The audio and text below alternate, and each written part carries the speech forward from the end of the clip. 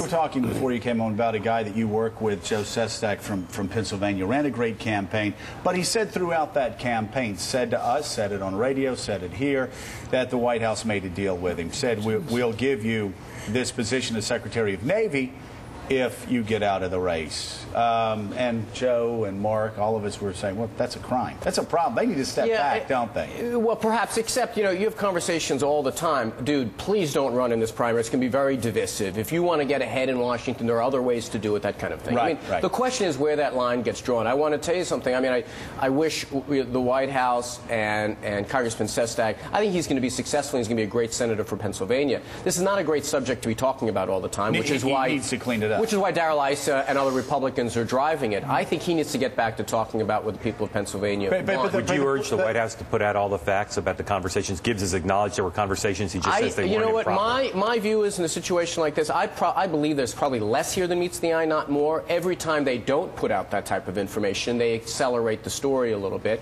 I think that when Sestak's talking about jobs in Pennsylvania, how far on the fringe Toomey is, I think that's a path to winning. When we're having conversations like this about Sestak 3 days after, that's a problem. So I think that what the White House should do is to some degree say, look, here are the facts here. It's not.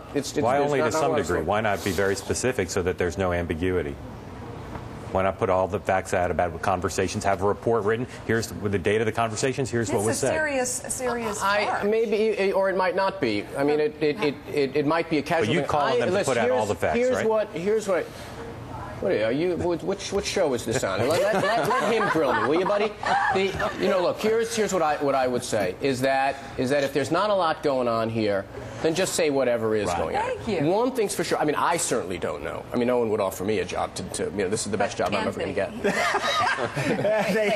I'm with you, baby. Doesn't it trouble you that he says he was offered a job? It's not like, oh, they talked to me about a job. Sestak's been very. That's a real problem here. Sestak's been blunt. Was made. What does an offer mean? I don't know. You know, can I tell you to some degree, you know, Congressman Sestak in this primary was trying to drive the line. I'm this independent guy standing up to Washington. Right. Maybe he did. Okay. And maybe this is evidence of that.